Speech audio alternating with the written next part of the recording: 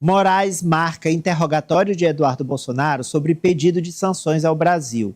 Ele é réu por obstrução de justiça e coação. Fernanda. O interrogatório foi marcado, Amadeu, para o próximo dia 14 de abril, às 14 horas. O ministro Alexandre de Moraes pretende ouvir aí os esclarecimentos do ex-deputado federal Eduardo Bolsonaro, que continua morando nos Estados Unidos e que é réu nesse processo que foi aceito pela primeira turma do Supremo Tribunal Federal, onde ele é acusado, de acordo com a representação da Procuradoria-Geral da República, de tentativa de coação e também de influência nas sanções financeiras impostas ao Brasil. E aí, esse interrogatório deve acontecer por videoconferência, já que o ex-deputado não está no Brasil, e Alexandre de Moraes também determinou que a Defensoria Pública faça a representação de Eduardo Bolsonaro, já que ele não apresentou nenhum advogado dentro do processo.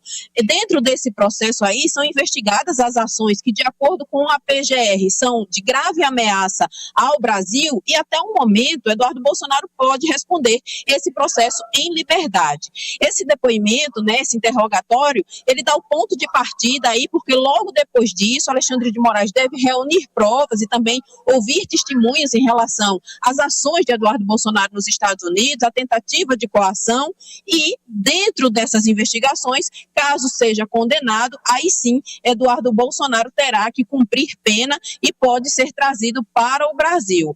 Não se sabe ainda, né, não há confirmação se Eduardo Bolsonaro vai prestar esse interrogatório, esse depoimento. Mas como foi uma determinação do ministro Alexandre de Moraes, ele terá sim que prestar esse interrogatório. Há uma grande expectativa em relação a isso, né, a esse depoimento, e a grande expectativa é de que forma a Defensoria Pública vai se comportar, quais são os argumentos que serão utilizados na tentativa de defesa aí de Eduardo Bolsonaro.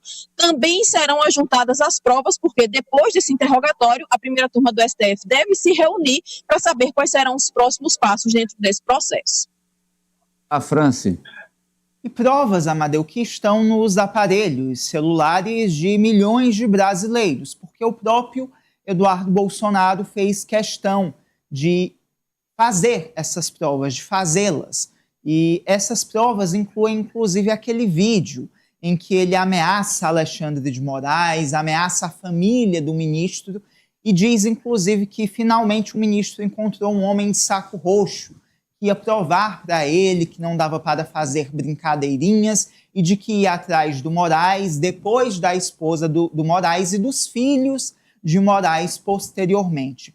Então, o Eduardo Bolsonaro ele se complicou sozinho. Durante todo esse processo em que o presidente Trump ele aplicou sanções adicionais ao Brasil, ele vinha a público afirmar que tinha um poder de convencimento junto à cúpula do governo estadunidense, ameaçava com a Magnitsky ministros do STF, ministros do Lula, autoridades políticas, personalidades da mídia. Então, Amadeu, é uma defesa complicadíssima.